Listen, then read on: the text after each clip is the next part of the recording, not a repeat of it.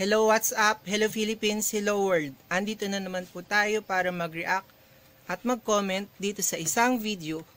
Tungkol naman ito dito sa pahayag ni na dating sumuporta kay Pangulong Duterte. So eto nga, malapit na naman ang eleksyon. So naghahanap na naman tayo ng mga kakampi, magiging kaalyado, magiging kasama. So eto nga ang ginagawa ng mga Duterte. Sobrang aga. May pinag-text sa akin. Kasi po, hindi, yung mga dating number po sa akin ng mga bata-bata ni Digong, hindi po nakasave na sa cellphone ko. Hindi na po nakasave. Now, so see, yung pagkakasabi niya na bata-bata ni Digong, for me, wala nang respeto ang dating nun. So, dumating nga sa punto na medyo naging negative na tong sinito na rin to dati at naging content ko na rin to nung mga nakaraan. So, kumikilos na nga ang mga kampo ni Duterte para mangalap o maghanap ng mga kakampi at mga dating kakampi at pinipilit nilang kuning muli ang loob ng mga bumaliktad dati. So ano kaya ang magiging desisyon ni Ninyo? Nag-text sa akin kahapon, ang ratsyada ng text niya po sa akin. Ipapakita ko po sa inyo. Pinakpan ko lang po yung pangalan. Ito pong nag-text sa akin kahapon at tumawag ba po siya kahapon sa akin. Ito po ang unang sinasabi niya. Papakita ko po sa inyo. Babasahin ko po. Ito po ang kanyang mga sinabi sa akin.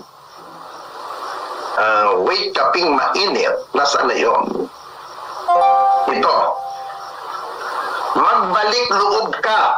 PDP tayo, Pro Duterte. See, hindi natin alam kung yung pagkakasabi nung sa message niya is nagbabanta or may gusto siyang sabihin eh. Ibig sabihin lang nung message is talagang umalis etong si Ninyo. So karamihan ganyan naman talaga eh. Kakampi mo dahil may hindi nagustuhan sa ginawa mo, kakalas talaga yan. So, anong hindi nagustuhan sa ginawa mo? Malamang, maling ginawa mo. Kasi kung tama ang ginawa mo, hindi naman pwedeng hindi niya magustuhan yan, di ba?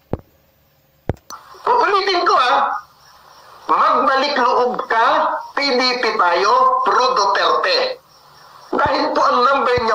Si Pro Duterte. So, dating Pro Duterte talaga tong si Ninyo. So, ano to? Puwersahan na talaga? So, ang nangyayari kasi, hinahanap nila yung mga dating supporters nila. Bakit? Dahil ba wala na silang makuhang bago? Kaya yung mga datihan nang hinahanap nila? Hindi natin masabi, di ba? Pero, kung ganun talaga ang nangyayari, ibig sabihin, malakas din itong si Ninyo na bumuhat kay Duterte. Pero bakit siya bumaliktad? Po, hindi na po nakasave sa akin.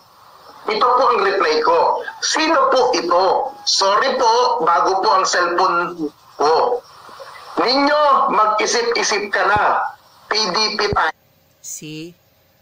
Sa salita mag-isip-isip ka na, so it's possible na it's an advice or isang pagbabanta rin, di ba? So bakit sasabihin mag-isip-isip ka na? Dahil alam nila na bumaliktad na nga si Ninyo natin. May possibility na talaga na magbaliktaran yan. Wala na ngang constant, diba? Ang constant lang sa mundo is changes. Maraming kakampi si Marcos na bumaliktad, maraming kakampi si Duterte na bumaliktad, and so on and so far. So, dapat kung gagawa tayo o meron tayong sikreto, suluhin lang natin. Kasi darating ang panahon, pag meron tayong kasama o kasabwat dyan, darating talaga ang tamang panahon at mabubulgar din ang mga sikretong yan.